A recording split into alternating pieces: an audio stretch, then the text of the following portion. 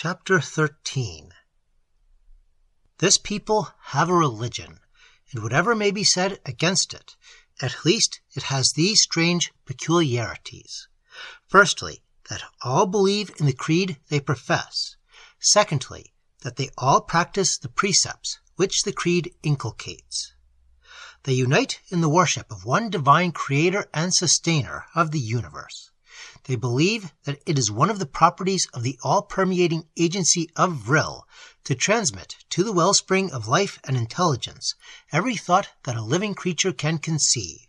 And though they do not contend that the idea of a deity is innate, yet they say that the Arn, man, is the only creature, so far as their observation of nature extends, to whom the capacity of conceiving that idea, with all the trains of thought which open out from it, is vouchsafed.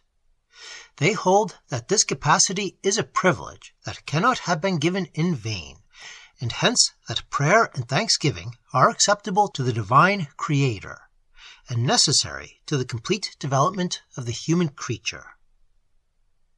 They offer their devotions both in private and public.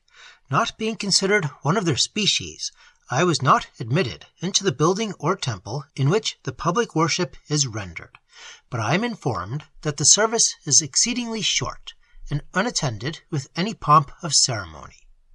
It is a doctrine with the Vrilya that earnest devotion or complete abstraction from the actual world cannot, with benefit to itself, be maintained long at a stretch by the human mind, especially in public, and that all attempts to do so either lead to fanaticism or to hypocrisy.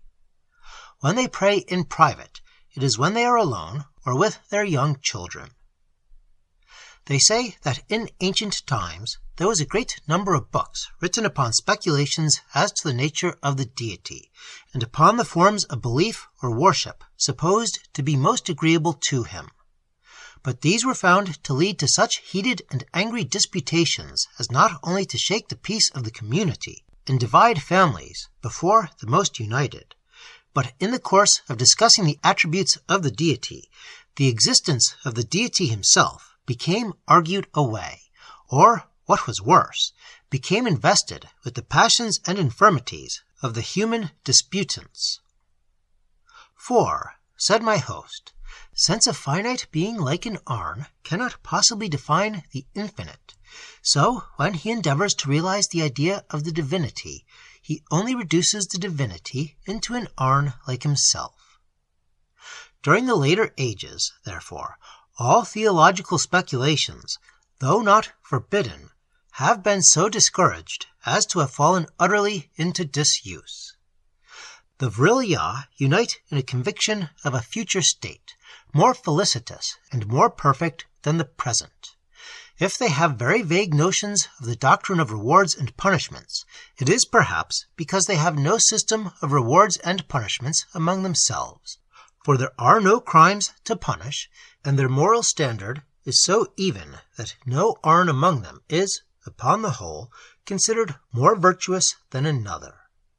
If one excels, perhaps, in one virtue, another equally excels in some other virtue.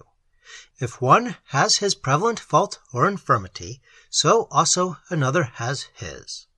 In fact, in their extraordinary mode of life, there are so few temptations to wrong that they are good, according to their notions of goodness, merely because they live.